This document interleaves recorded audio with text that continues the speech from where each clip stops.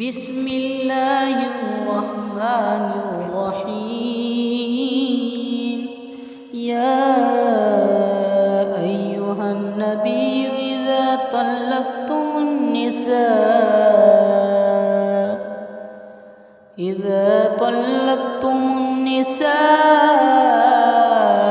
فطلقوهن لعدتهن وأحصوا العدة واتقوا الله ربكم لا تخرجوهن من بيوتهن ولا يخرجن إلا أن يأتينا بفاحشة مبينة وتلك حدود الله ومن يتعد حدود الله فقد ظلم نفسه لا تدري لعل الله يحدث بعد ذلك أمرا فإذا بلغنا أجلهن فأمسكوهن بمعروف أو فارقوهن بمعروف وأشهدوا ذوي عدل منكم وأقيموا الشهادة لله ذلكم يوعظ به من كان يؤمن بالله واليوم الآخر ومن يتق الله يجعل له مخرجا ويرزق من حيث لا يحتسب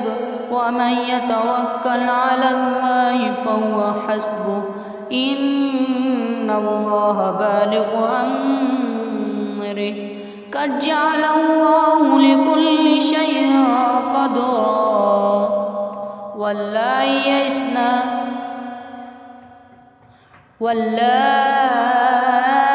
يئسن من المحيض من نسائكم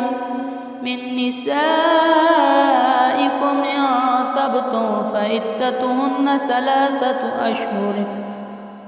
أشهر واللائي لم يحضن وأولاة الأحمال أجلهن أن يضعن حملهن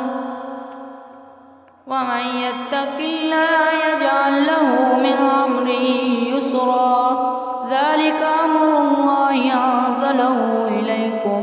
ومن يتق الله يكفر عنه سيئاته ويعظم له أجرا أسكنوهن من حيث سكنتم من وجدكم ولا تضاروهن لتضيقوا عليهن وإن كن أولات حمل فأنفقوا عليهن حتى يضعن حملهن فإن أرضعن لكم فآتوهن أجورهن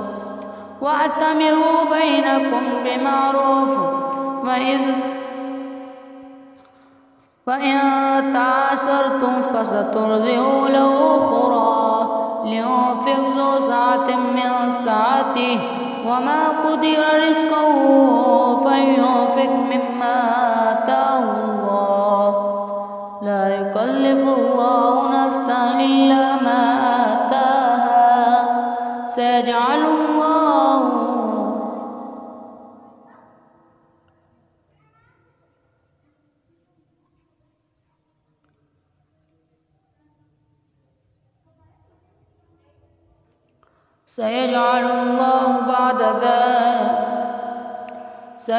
سيجعل الله بعد عسر يسرا وكأي من قرية عتت عن أمر ربها ورسله فحاسبنا حسابا شديدا وأعذبناها عذابا نكرا فذاقت وبال أمرها وكان عاقبة